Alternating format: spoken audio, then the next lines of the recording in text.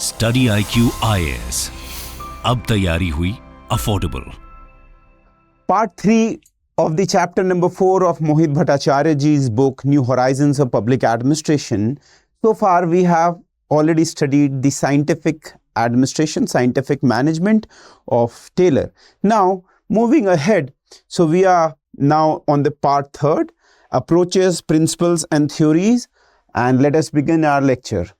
You all are welcome. Classical theory of management, scientific management. Earlier what we have studied, that has a narrow conceived focus. उसका जो focus था बहुत कम था. उसका focus क्या था? उसका फोकस मेनली था कि कैसे प्रोडक्शन बढ़ाया जाए, कैसे आपका ज़्यादा से ज़्यादा एफिशिएंट बनाया जाए ऑर्गेनाइजेशन को, और वो भी किस ऑपरेटिव लेवल पे. ऑपरेटिव लेवल पे मतलब है कि जहां पर शॉप फ्लोर लेवल है, शॉप फ्लोर लेवल पे जहां पर कारीगर काम कर रहे हैं, people where they are working, maybe assembly lining, maybe a textile company or tailors are sitting over there. So in the first half of the 20th century, in 1910, 12, 20s, at that time, एक और approach आ रही थी, initiate हो रही थी. सो ये जो approach है ये साइंटिफिक मैनेजमेंट से थोड़ी अलग थी, and Herbert Simon and March have characterized this body of knowledge as administrative management theory. So AMT, administrative management theory. और इनको इन्होंने डिपार्टमेंटलिस्ट भी कहा, क्योंकि डिपार्टमेंटलाइजेशन करने पे भी इनका ज़्यादा जोर था. Also known as traditional और या फिर क्लासिकल थ्योरी ऑफ मैनेजमेंट या फिर administrative management theory. So you remember when if there is a question and question is using these different words, so do not get confused. Traditional, classical, administrative management theory is all same. साथ में बात करें तो Woodrow Wilson, scientific management by FW Taylor. Woodrow Wilson, scientific management by FW Taylor and departmentalist, जो कि है administrative management theory वाले लोग, ये ही classical approach to public administration का कोर बनते हैं, और ये प्रिस्क्राइब करते हैं फॉर ऑर्गेनाइजेशनल मैनेजमेंट और स्ट्रक्चर्स के बारे में, पर्टिकुलरली हायरार्की के through you can attain, by use of hierarchy you can attain attainment of goals. Attainments of goals हो सकता है, अटेनमेंट्स ऑफ कम्युनिकेशन, कोऑर्डिनेशन हो सकता है, यूज ऑफ हायरार्की. ये इनका एक इंपॉर्टेंट एस्पेक्ट था. साथ में Weber, Max Weber is also related to the same classical approach. So classical approach is Weber, is scientific management, is departmentalist, right, all together. ये है आपका meta thing, classical approach. So Weber is there in this, number 1. Number 2, scientific management is also there, and number 3, the administrative management theorist, right? ये सारे ही हैं यहाँ पर. So you see over here, Woodrow Wilson is here, then Weber is here. Okay, so public administration optional, we are having classes, and do remember 31 मई है आपकी आखिरी तारीख batch में इनरोल करने की, बैच 2 और 2024. साथ में आपको बहुत ही डिस्काउंटेड प्राइस पे ये एडमिशन सिक्योर करने का मौका मिल रहा है. Use code SC Live, that is the initials of my name, Shekhar Chaudhary, SC Live, right?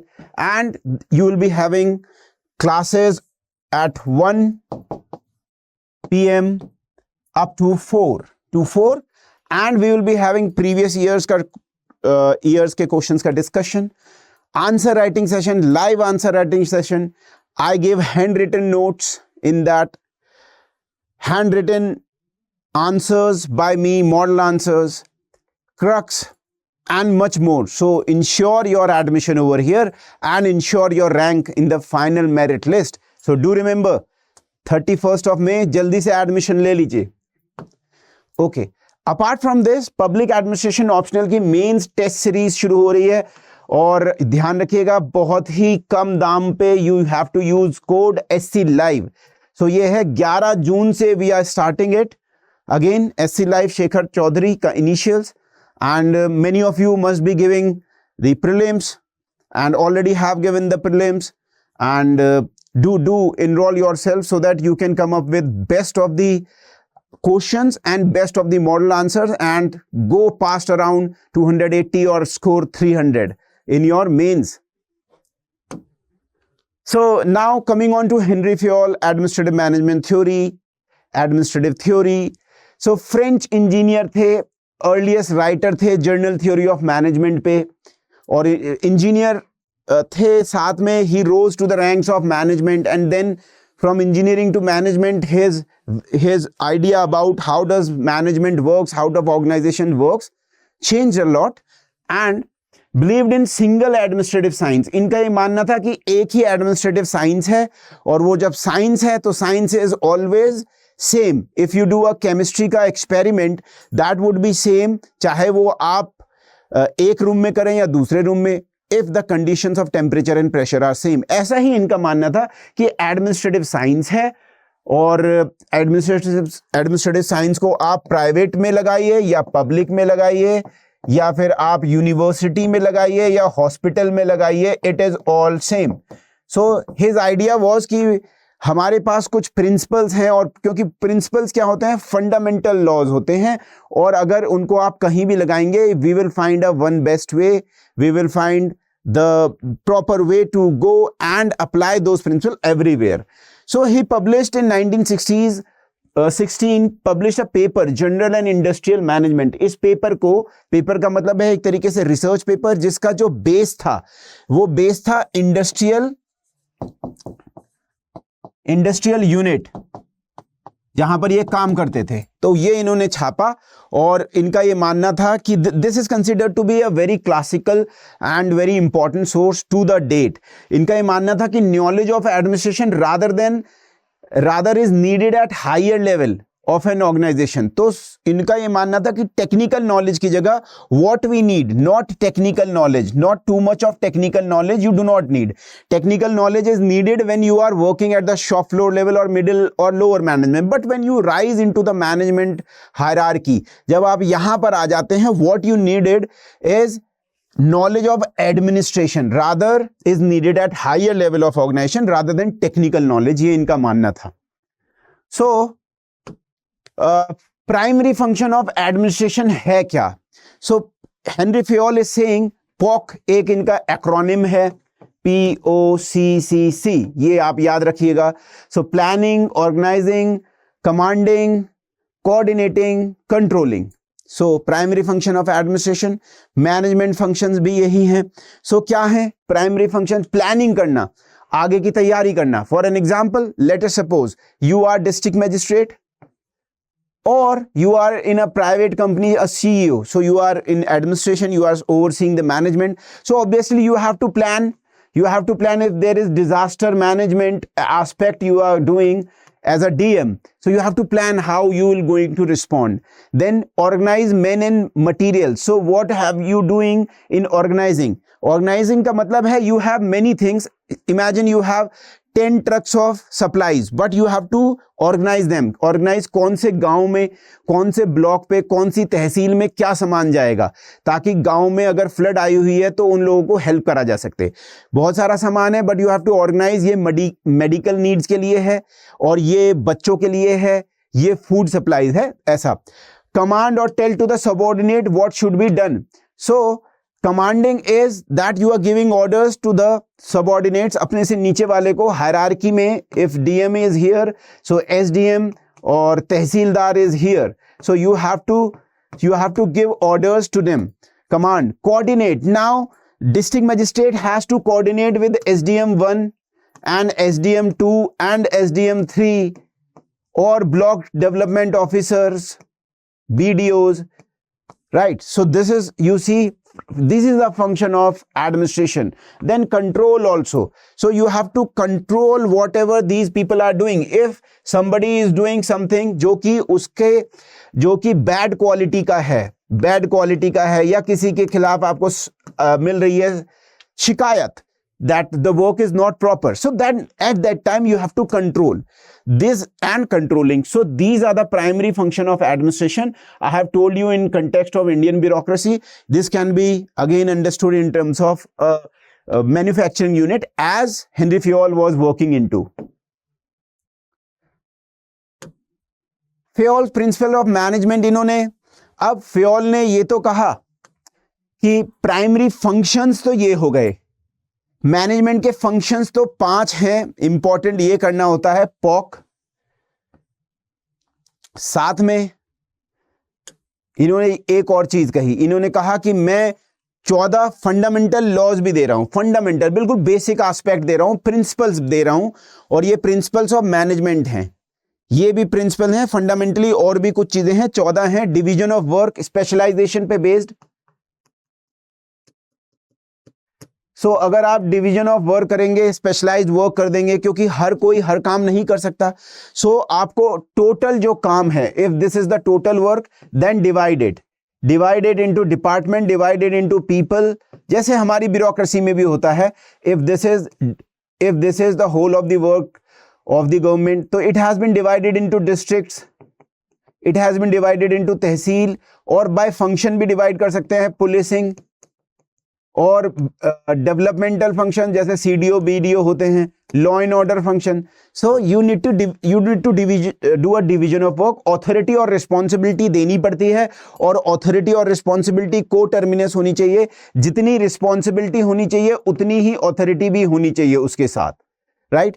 Ideal manager, official authority arising from official person position, और साथ में उसकी इनहेरिट पर्सनल ऑथोरिटी भी होती है। तो एक तो फॉर एन एग्जांपल, अगर मैं इंडियन कंटेक्स्ट में आपको समझाना चाहूं इस चीज को, सो कोई भी आइडियल ऑफिसर भी है अगर, सो एक तो ऑथोरिटी हो रही है उसकी अराइज की, वो यूपीएससी क्रैक करके आईपीएस ऑफिसर या आईएएस बना है, एक चीज को ऐसे समझ लीजिए। साथ में उसकी पर्सनल इनहेरिटेंस भी है कि वो इंटेलिजेंट व्यक्ति है, इंटेलिजेंट है, साथ में his moral compass is very strong, साथ में physically also he looks good and commanding personality है ही और शी, और उसका असर पड़ता है। That is why so ideal manager, जो आइडियल ऑफिसर है इंडियन कंटेक्स्ट में, या आइडियल मैनेजर है अकॉर्डिंग टू फेयोल, वहां ऑफिशियल पोजीशन है कि उसको ऑफिशियली आईपीएस अधिकारी आईएएस अधिकारी बनाया गया है, या उसकी इनहेरिटेड भी है, इंटेलिजेंस है, moral good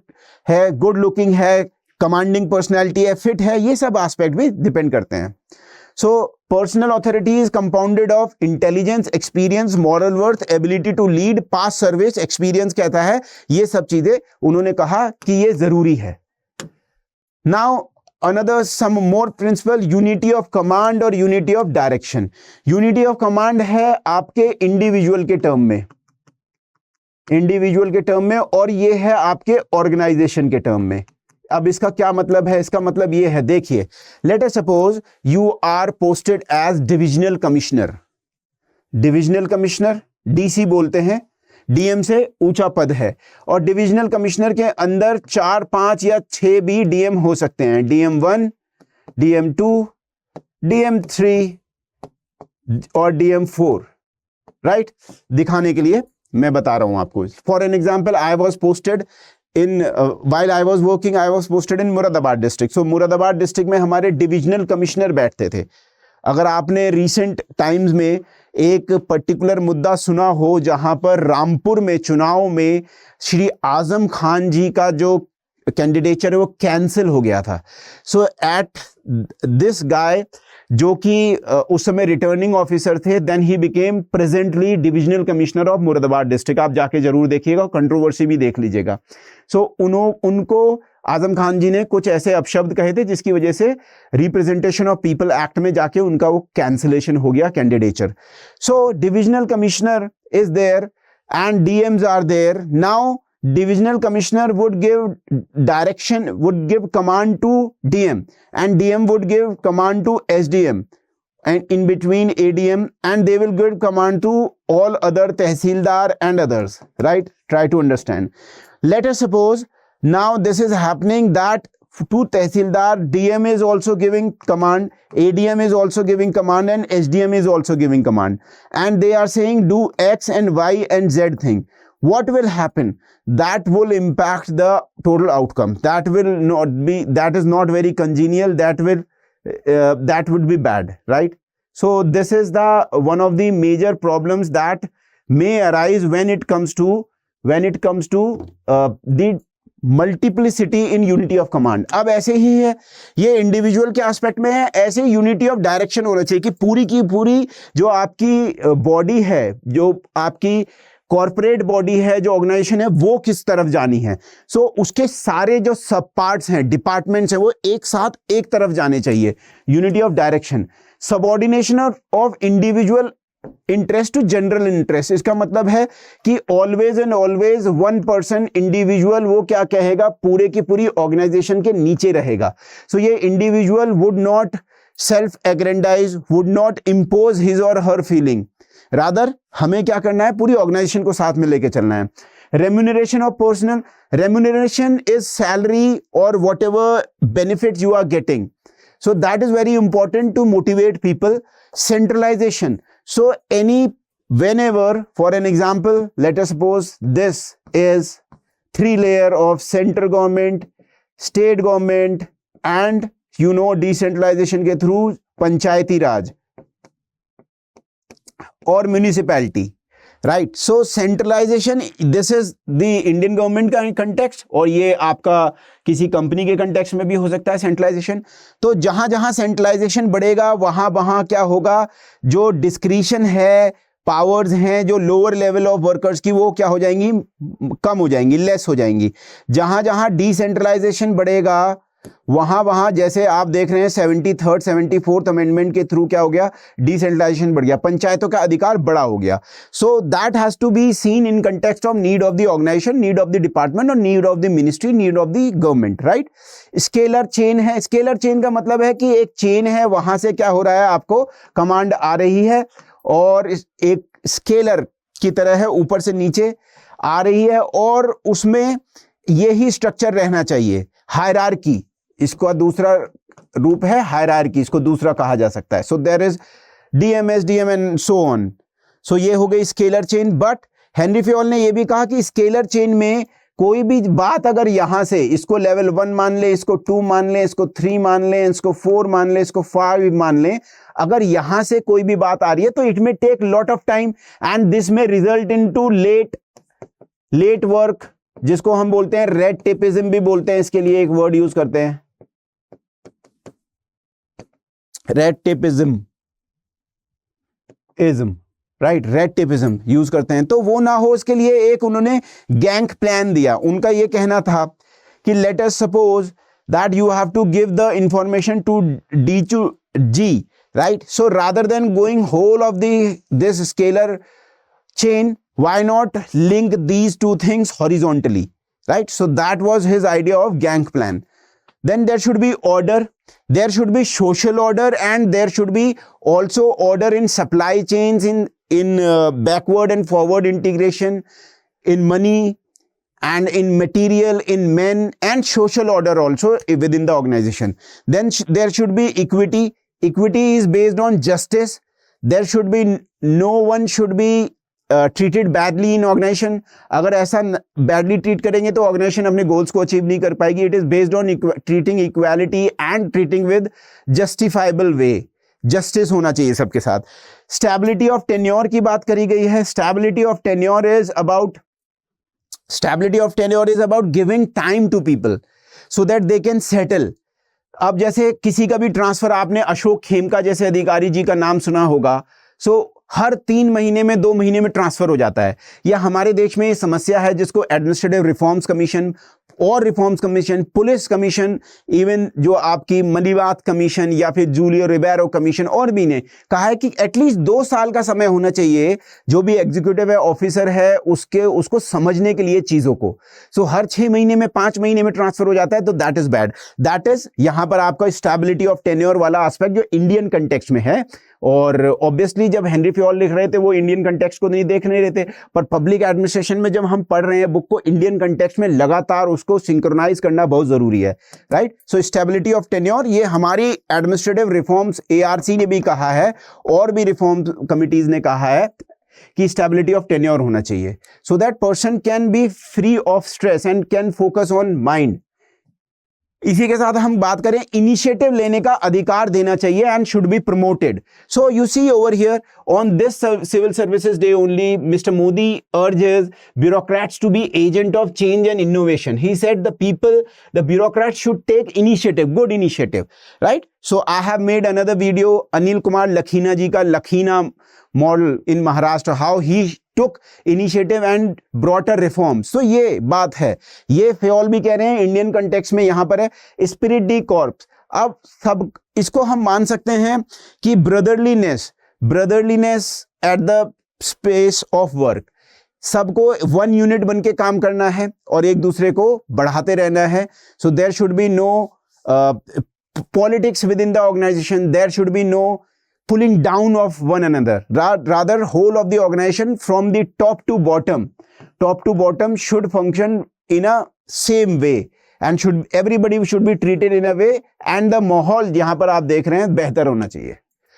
So this was Henry Fayol's ideas, और आइडियाज जो हैं इन्होंने बुक में दिए हैं और स्कॉलर्स ने, उन्होंने कुछ क्रिटिसिज्म एस्पेक्ट में, साइनिकल एस्पेक्ट में, एक तरीके से अटैक करते हुए, जिसे हम आज के टर्म में कह सकते हैं ट्रोलिंग करते हुए कुछ लिखा है। सो देखते हैं, Parkinson in his book Parkinson's law, C Northcote Parkinson है ये, इन्होंने कहा कि administrators create work for each other by artificial mean and swell their rank. Swell their rank का मतलब क्या है कि 4 ऑफिसर हैं तो उसको ये सोचेंगे अरे 3 ऑफिसर और मंगा लीजिए, हमारे डिस्ट्रिक्ट में केवल 4 एसडीएम है, अगर 3 और एसडीएम हो जाएं तो ये 7 एसडीएम हो जाएंगे तो बहुत बढ़िया काम होगा। तो हमेशा ऐसा लिखते रहेंगे अधिकारी, और वो अपने लिए नए नए काम बनाते रहेंगे, नए डिपार्टमेंट लेके आएंगे ताकि उनको लगातार काम मिलता रहे। The more work they get, the more benefit, the more corruption they can do, ये भी एक क्रिटिकल एस्पेक्ट है, ठीक है। मैनेजर मैनिपुलेट करते हैं ऑर्गेनाइजेशंस को।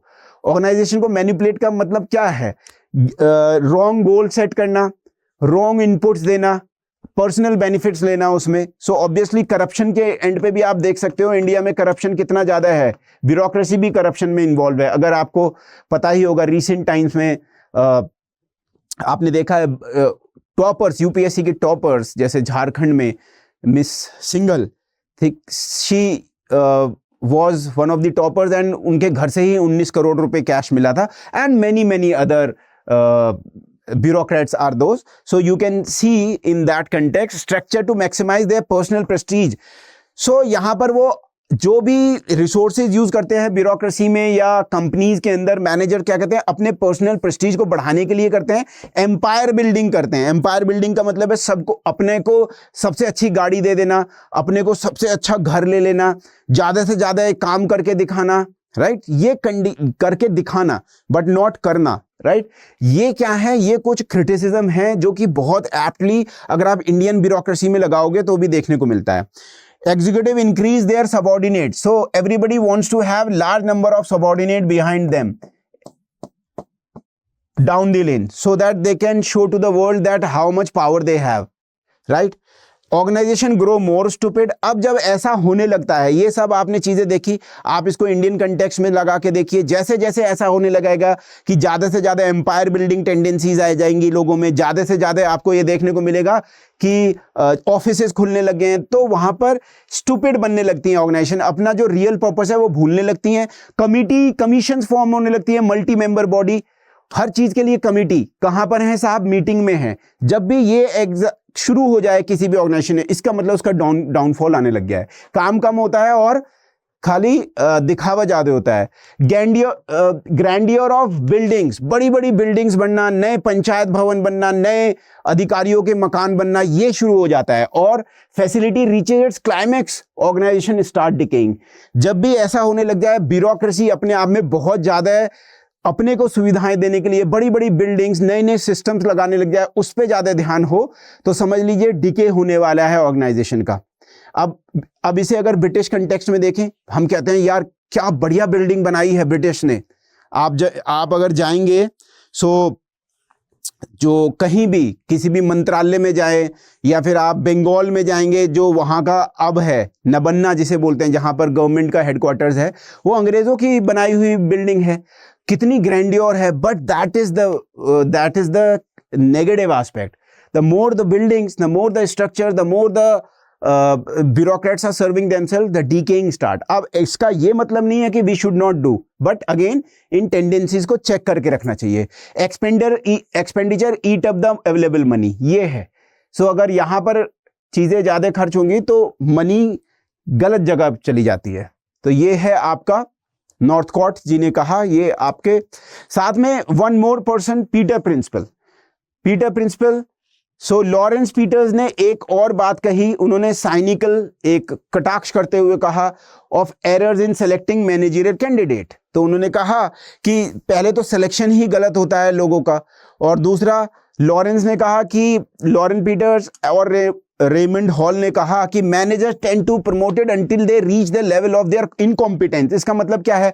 इसका मतलब क्या है? हायरार्की में एक बार कोई प्रमोट हो गया, फिर समय समय पर उसका प्रमोशन होता रहता है, और we do not know whether इस टाइम में, लेट अस सपोज अगर मैं बात करूं यहां से, और एक हाइपोथेटिकल एग्जांपल देता हूं, somebody was inspector and have been promoted to DSP. तो समय समय के बाद इनका फिर SSP, SP बन जाएंगे, SSP बन जाएंगे, होता रहेगा promotion. So we do not know whether they have added, whether they have plus their capability also. Capacity building भी हुई है या नहीं हुई है इनकी, we do not know. So manager tend to promote until they reach the level of their incompetence. फिर ये ऊपर तो चले जाते हैं, but they become very incompetent, they are not able to save the जनता की problem. So that is what Peter principle is. So it focuses on wrong selection, wrong promotion methods. So administrative management theory जो थी Taylor के द्वारा, Henry Fayol के द्वारा, founded on 14 principle of Fayol concerned with management aspect and the task of manager. Management कैसा होना चाहिए, task of manager क्या होना चाहिए, इस पे बेस्ड है. और एज कंपेयर टू जो इससे पहले चैप्टर में हमने टेलर की थ्योरी पढ़ी है, वो शॉप फ्लोर लेवल जहां पर काम हो रहा है, मजदूर काम कर रहे हैं, उससे रिलेटेड है, और फेयोल इज मैनेजमेंट, राइट. साथ में अगर हम देखें कि कुछ लोग फेयोल के फॉलोअर्स भी थे, 1920s और 30s में फॉलोअर्स जो आए फेयोल के, उन्होंने इस मूवमेंट को आगे भी बढ़ाया. So Luther Gulick and Lyndall Urwick had a wide experience in industry और गवर्नमेंट. ये दोनों ही मिलिट्री में भी इनका योगदान रह चुका था. ये दोनों यहाँ पर लिंडन उर्विक और लूथर गुलिक आपको देखने को मिल रहे हैं. They have experience of military, they had experience of organization, private organization and government department, particularly in municipality work they did lot of things. So had wide experience, कई जगह से इनका एक्सपीरियंस था. म्यूनिसिपल रिफॉर्म्स मूवमेंट भी जो चल रहा था अमेरिका में उस समय 1930s में, बिकॉज ओवर देयर जो अर्बन गवर्नेंस थी बहुत खराब थी. जैसे आज हमारे यहाँ क्या चल रहा है, स्मार्ट सिटी चल रहा है, राइट. ऐसा ही अमेरिका में भी 1930s के अमेरिका को ऐसा ही मान लो. सो रिफॉर्म्स, एडमिनिस्ट्रेटिव चेंज जो लाने थे, उनके लिए इन्होंने कहा कि there are based on principles of administration पे बेस्ड होने चाहिए. साथ में ये कुछ प्रिंसिपल्स हैं, वो ये भी अपने प्रिंसिपल्स कुछ डिस्कवर कर रहे थे. जैसे 1937 में लूथर गुलिक और लिंडन उर्विक ने एडिट किए papers on the science of administration. So science of administration को ये प्रोपोगेट कर रहे थे, और इन्होंने कहा कि there is science of administration and there are some of the principles that we have discovered, and if you will apply those principle anywhere they would fetch you better results. और ये जो पेपर्स थे, बहुत important work है, ये ध्यान रखिएगा. 1937 में आया. ये प्रेसिडेंट रूजवेल्ट को जो एक सजेशन के लिए कमेटी बनी थी, उसको सबमिट करने वाले जो डॉक्यूमेंट थे वो थे. और प्रेसिडेंट रूजवेल्ट ने क्यों इनको लोगों को लिया था, लूथर गुलिक और लिंडन उर्विक को, ताकि they can suggest ways to improve the municipal government and other government function in the USA. Do remember. So assertion of positivism and universalism. So positivism and universalism का मतलब ये है, empirical method पे ज्यादा ध्यान दिया जा रहा था. Empirical method, data collection, suggestion by that, और साथ में यूनिवर्सलिज्म की whether you use our principles जो ये डिस्कवर कर रहे हैं साइंस ऑफ एडमिनिस्ट्रेशन वाले, in private, in public, in hospital, in library, in orphanage और in a mall, everywhere they will work. So they suggested some another acronym, and that was POSTCOR: planning, organizing, staffing, directing, coordinating, reporting and budgeting. So you see, planning is the first function of the management, and organizing का भी मैंने आपको Fayol के sense में बता दिया. Staffing का मतलब है ह्यूमन रिसोर्स मैनेजमेंट फंक्शन, लोगों को रिक्रूट करना, ठीक है, लोगों को ट्रेनिंग देना, कैपेसिटी बिल्डिंग करना. जैसे हमारे देश में भी अभी कैपेसिटी बिल्डिंग के लिए क्या हो रहा है, जैसे हमारे देश में कैपेसिटी बिल्डिंग के लिए कर्मयोगी,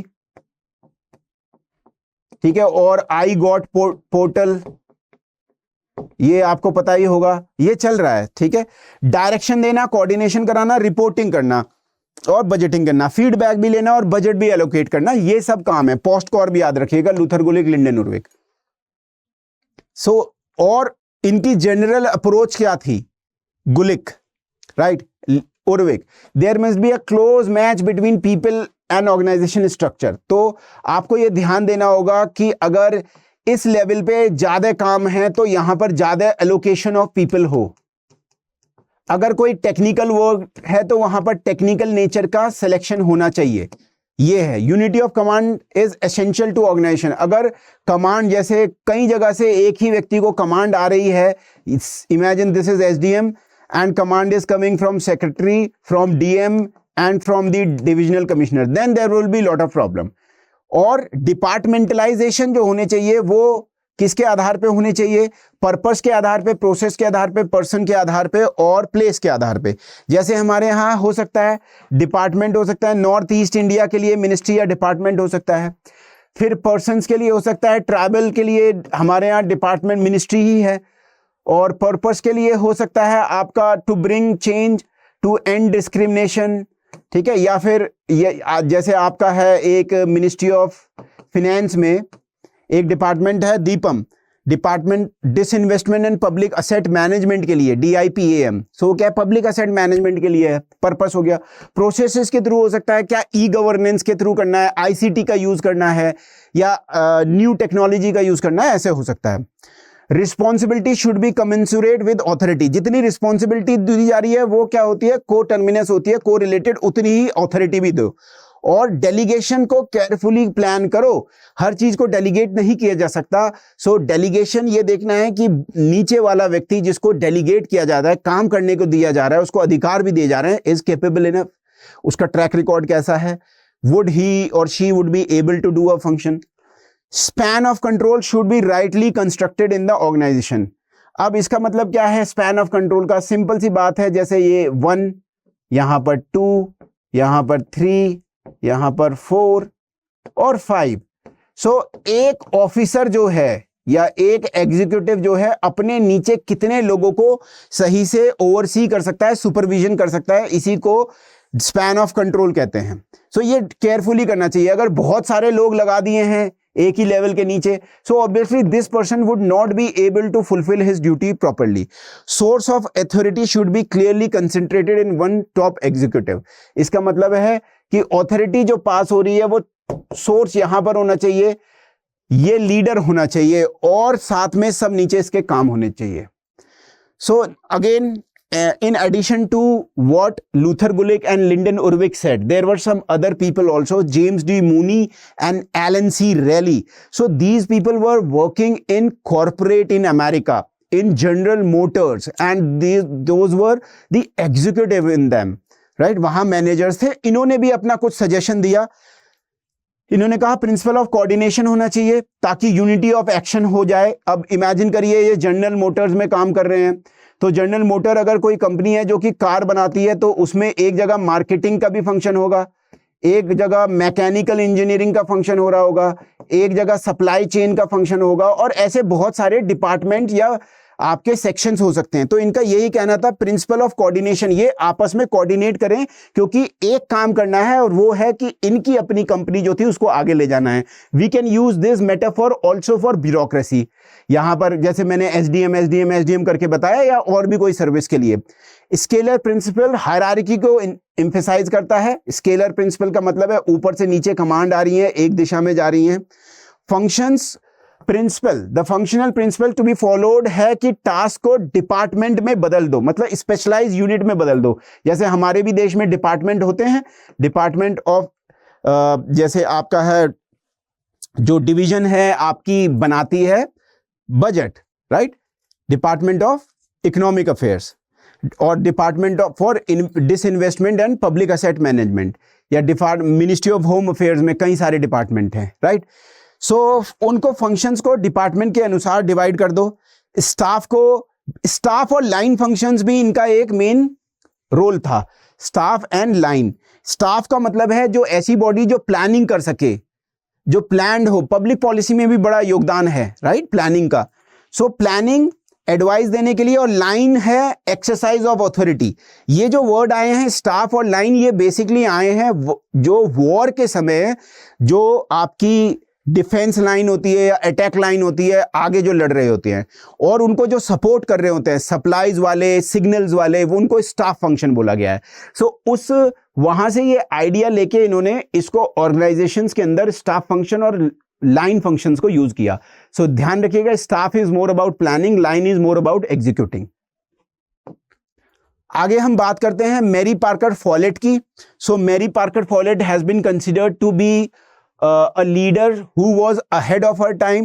She was one of the greatest female leader and one of the female leader of her times in terms of thinkers that we study. She has been called as prophet of management by Peter Drucker, and his guru, and many of the thinkers in behavioral times have used Mary Parker Follett's work as their base work and took in lot of inspiration, be it Chester I. Bernard, be it Elton Mayo. So she contributed significantly to level of development of management thought, but she was very different from other people of her times because she died in 1933. Her work published in 1930s late and 40s. Do remember this.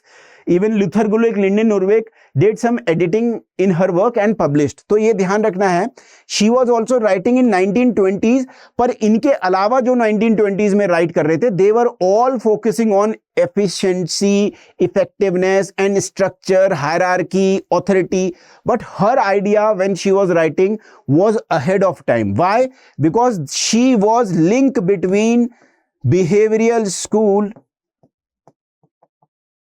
Human relation and behavioural school, जो कि socio और psychology aspect को देख रहे थे, और यहां पर जो साइंटिफिक प्रिंसिपल वाला एरा था, साइंटिफिक प्रिंसिपल्स, या फिर हमने जो बात करी आपको management theory, administrative management theory, ये इसके बीच की क्या थी, कड़ी थी। यहां पर मैरी पार्कर फॉलेट थी, ये याद रखिएगा। सो ऑर्गेनाइजेशन, इन्होंने कहा कि एक सोशल सिस्टम है, मतलब लगातार लोग एक दूसरे से इंटरैक्ट कर रहे हैं। मैनेजमेंट एक सोशल प्रोसेस है, और इसी तरह मैनेजमेंट क्या है, ऑर्गेनाइजेशन एक सोशल सिस्टम है, इनपुट आउटपुट आपस में इंटरैक्ट कर रहे हैं, और मैनेजमेंट क्या है, एक सोशल प्रोसेस है, एक 1 2 3 4 स्टेप्स हैं उसमें, वो करना होता है। Focused on psychological and sociological aspect of management at the time when everybody else was thinking about effectiveness, efficiency, economic man.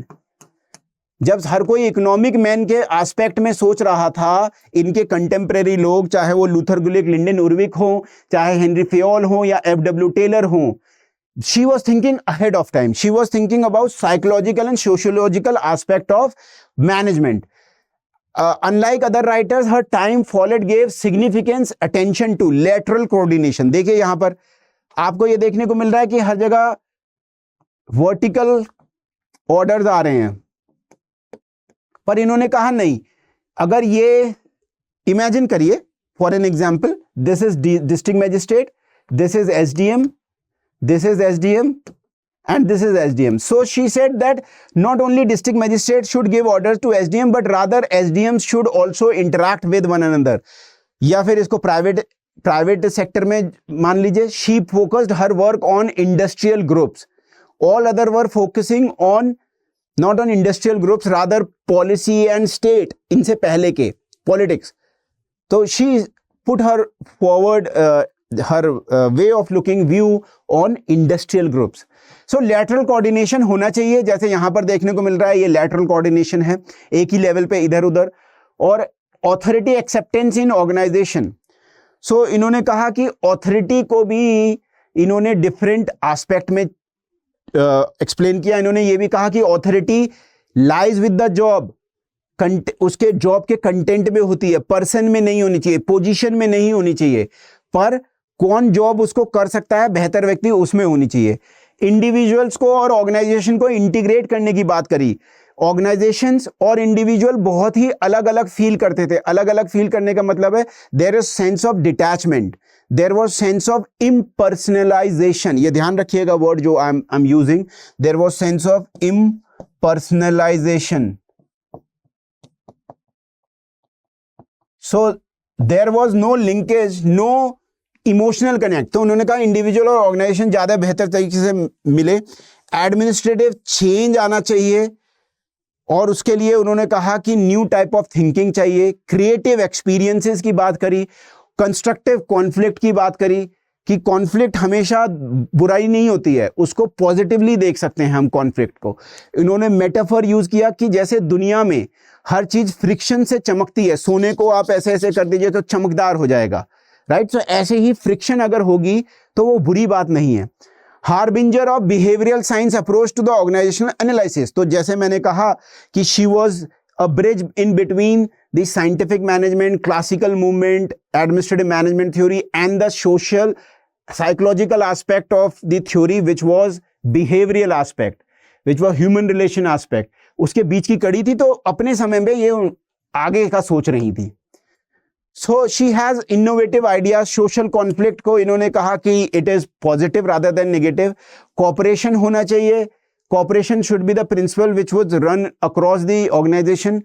Group process की बात करी, individual अपना true expression तभी ले पाते हैं group relationship में. So individuals को अलग अलग देखना सही नहीं है, within the groups उनको कैसे वो interact कर रहे हैं पूरे में देखना चाहिए. उन्होंने कहा communication should follow हॉरिजॉन्टली। सो अभी तक केवल स्केलर प्रोसेस की बात हो रही थी, हायरार्की की बात हो रही थी, जहां पर ऐसे ही था। तो इन्होंने क्या कहा, जो अभी हमने वर्ड यूज करा था यहां पर लेटरल कोऑर्डिनेशन, और ऐसे ही जो वर्ड है हॉरिजॉन्टल कम्युनिकेशन होना चाहिए। So not only hierarchical term. Control pluralistic होना चाहिए, क्यूमुलेटिव होना चाहिए। इसका मतलब क्या है, अगर कोई ऑर्गेनाइजेशन है सो उसमें मल्टीपल जगह कंट्रोल हो सकता है। जैसे ये है, यहां पर कंट्रोल, इस लेवल का कंट्रोल ये लोग करें, इस लेवल का कंट्रोल ये लोग करें, और इसका पूरा इंटीग्रेशन हो जाए, फिर सब एक साथ मिलके अपने अपने हिस्सेदारी को जोड़ लें, पॉजिटिव कर लें। सो ये है। So authority should flow from the law of the situation. इसका मतलब क्या था, इसका मतलब ये था कि ऐसा ना हो कि एक हायर पोजीशन पे कोई व्यक्ति आके बैठ गया है and that person is just ordering and is not concerned and do not know anything. For an example, if there is a fire in the building, the best person to save people would not be the person who would be the owner of the building, rather somebody who is the firefighter. Police की team में fire brigade वाला व्यक्ति होगा सबसे ज्यादा, right. So authority should follow from the law of the situation. अगर fire लगी हुई है तो फायर पुलिस को आना चाहिए, ना कि बिल्डिंग के ओनर को। So leadership as ability to create functional unity in the organization. उन्होंने कहा लीडरशिप क्या है, एबिलिटी है सारे फंक्शंस को यूनाइट करके आगे ले जाने को। उनके अनुसार the leader was a person who can see through the situation, who can lead from one phase to another. तो प्रॉपर कोरिलेशन होना चाहिए, correlation of control instead of personal power to command based on position. तो ये नहीं है कि आपको एक सीट मिल गई है, आप ऑफिसर बन गए हैं and so you are officer, then you are giving command and do not know anything. Rather she said correlation of control जो बेहतर ढंग से कर सके, और जो किसी भी जगह पर चाहे वो हायरार्की में नीचे है, but if one knows the person thing better, then the authority and command should lie with that person. For an example, if let us suppose in a military example, एक व्यक्ति है and he is known for diffusing bombs. So अगर major general भी है और diffuse करना है bomb को, तो दैट टाइम जो लीडरशिप है, जो अथॉरिटी है, जो कमांड है, जो पावर है, वो बॉम्ब डिफ्यूज करने वाले एग्जीक्यूटिव के हाथ में है और होनी चाहिए। यही इनका मतलब था इससे। So definitely she was a person who was well ahead of time. She was thinking about group dynamics, she was thinking about law of the situation. She was thinking about that leadership can lie anywhere. So there are a lot of criticism also of the scientific management and other theories, administrative management theory. So we are particularly focusing on the administrative management theory over here. So classical principles are lacking in specificity. वो एक journal principal दे दिए, specific नहीं है, इससे हमें practising administrator को दिक्कत होती है. सो ये इसका क्रिटिसिज्म है. बहुत सारे जो इनके प्रिंसिपल्स हैं वो एक दूसरे को कॉन्ट्राडिक्ट करते हैं. जैसे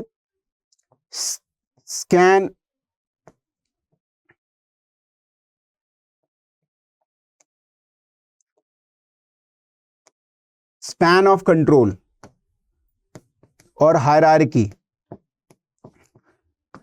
अब स्पैन ऑफ कंट्रोल का क्या मतलब है कि जैसे मैंने आपको ये दिखाया था, ये लेवल जूनियर हैं और ये एक सीनियर है. अगर इस व्यक्ति को have to give orders to these 4, this is manageable. And imagine हर किसी लेवल के नीचे 4 ही लोग हैं, so that is something manageable. But now you have increased span of control को आपने क्या कर दिया, इसमें ऐड कर दिए हैं level. At the same time you are saying that this should not be increased too much, but you have increased it now 7 कर दिया है. this person would be confused. ठीक है. अब आप कह रहे हो कि ये हायरार्की जो होगी 1 लेवल 2 लेवल 3 लेवल, ये भी ज्यादा बड़ी नहीं होनी चाहिए, बहुत ज्यादा बड़ी नहीं होनी चाहिए, ये भी कहा गया है. पर अगर आप स्पैन ऑफ कंट्रोल को छोटा करते हो तो ये बहुत ज्यादा बड़ी हो जाएगी, और बढ़ाते हो तो खुद ये बंदा स्पैन ऑफ कंट्रोल को मैनेज नहीं कर पाएगा. सो that is one of the aspect जहां पर स्पैन ऑफ कंट्रोल और हायरार्की में ऐसे और भी पेयर्स में जो एग्जिस्ट कर रहे हैं इनके प्रिंसिपल, उसमें क्या है, दिक्कतें हैं. So that is why Herbert Simon called them scathing effect. उन पे अटैक किया, and no more them proverb, कि ये तो मुहावरों की तरह हैं, 9 2 11 हो जाना, 3 तिगाड़ा काम बगड़ा, उनका कोई काम नहीं है. Right. And they exist in pairs and equally opposite and contradict each other. So Gulick, जो लूथर गुलिक ने और हमने पढ़ा था कि प्रोसेस के अनुसार, प्लेस के अनुसार, पर्सन के अनुसार ऐसे डिपार्टमेंटलाइजेशन होनी चाहिए 4 P's के अनुसार. तो उसको साइमन ने कहा कि इसमें तो एम्बिग्यूटी है, they are not able to understand, because same organization in which departmentalization has been done according to the function. For example, military, उसके अंदर people भी involved हो सकते हैं, जैसे widows, military war widows. अब मिलिट्री के लिए एक आपने फंक्शन वाइज डिपार्टमेंट बना दिया, पर अब आप war widows as a person wise भी बनाएंगे क्या, तो ओवरलैपिंग है. यही एम्बिग्यूटी है. Classical theory most severely criticize हुई है बिहेवियरल साइंटिस्ट के द्वारा. इन्होंने कहा है कि लोगों का तो ध्यान ही नहीं रखा गया. There were no human beings in classical model, only efficiency and only the aspect of structures, hierarchy, unity of command, unity of direction, chain of command, scalar chain, ये सब था. Where are the people are missing. तो इसीलिए human nature के incompatible है. Herbert Simon और Marsh ने कहा मशीन मॉडल है, no idea about human beings, this is a machine model. So Warren Bennis ने कहा कि organization without people, again the same thing, in other words, organization without people, there are no, organization has to be men, material aspect, machinery, everything, but there is no men in them. पर फिर भी बहुत important है classical model जो है, और administrative theory भी बहुत इंपॉर्टेंट है. Its proper evaluation has to be made. Historical time जब ये हो रही थी, जब ये क्रिएशन हो रहा था 1910 20s जब हो रहा था, वहां देखना है, उस समय के अमेरिका को देखना है. सो नेचुरली ये इनकी जो कंडीशनिंग हुई थी, they were thinking in according to the need of the time. बहुत बड़ी बड़ी ऑर्गेनाइजेशन बन रही हैं, उनका मुख्य उद्देश्य है टू इंक्रीज मैक्सिमम आउटपुट. सो उस समय की सोसाइटी और उस समय की टेक्नोलॉजी जो थी उसके अनुसार देखना चाहिए. इतनी बढ़िया भी टेक्नोलॉजी नहीं थी, कंप्यूटर्स नहीं आए थे. इस थ्योरी ने पहला अप्रोक्सीमेशन किया, पहला आइडिया लगाया development of concept of organization और मैनेजमेंट करने के लिए. ये इसका पॉजिटिव है. आइडिया जैसे यूनिटी ऑफ कमांड, डेलीगेशन करना ऑथोरिटी का, स्पैन ऑफ कंट्रोल, डिपार्टमेंट के अनुसार बांट लेना, ये आज भी बहुत ज्यादा यूज होता है. देखिए आप department of economic affairs DEA और डीपम जो डिसइन्वेस्टमेंट के लिए और पब्लिक असेट के मैनेजमेंट के लिए जो डिपार्टमेंट है विद इन द हमारी फिनेंस मिनिस्ट्री या होम मिनिस्ट्री के अंदर हैं, आज भी चल रहे हैं। स्टेट लेवल पे सारे डिपार्टमेंट्स हैं हमारे, एजुकेशन डिपार्टमेंट और health department, veterinary health department, disaster management के लिए, एग्रीकल्चर के लिए स्टेट गवर्नमेंट्स में होते ही हैं, सेंट्रल गवर्नमेंट्स में डिपार्टमेंट हैं, ये आज भी हैं। और बेसिक फ्रेमवर्क ये आज की थ्योरीज के लिए, आज के मैनेजमेंट के लिए भी चल रहा है। आज के मैनेजर भी hierarchy, structure, chain of command का यूज करते हैं, आज भी हो रहा है। और देखिए ये थ्योरीज ऑफ क्लासिकल स्कूल थी, ये आर प्रिंसिपल्स, ये बहुत ज्यादा ब्रॉडली चेक्ड नहीं थी, ये कुछ प्रिंसिपल्स थे, बेसिक अजम्पशंस थे। They are practice driven prescription. और ये कहां पर, जैसे टेलर की ही बात कर लें तो वो स्टील कंपनीज में, कोल कंपनीज में काम कर रहे हैं और वहां पर से आइडियाज को ला रहे हैं। सो ये देवर प्रैक्टिस डिराइव्ड प्रिस्क्रिप्शंस थे, जो कुछ लोगों ने मैन्युफैक्चरिंग में या किसी डिपार्टमेंट में जाके काम किया। और slowly development in the nature of the work, how nature has evolved, more AI आ गया है और आपका इंफॉर्मेशन एंड कम्युनिकेशन टेक्नोलॉजी आ गया, इससे बहुत बड़ा रेडिकल चेंज हो गया है फॉर्मल ऑर्गेनाइजेशन में आज। सो ऑर्गेनाइजेशन थ्योरीज में भी चेंज हो गया है। अब nobody could have imagined that we can work from home, that is a change. So while doing the lot of criticism, we need to understand that too much of criticism is bad criticism. So they were placed in their own time and space with the whatever technology and whatever conditioning they have according to that time.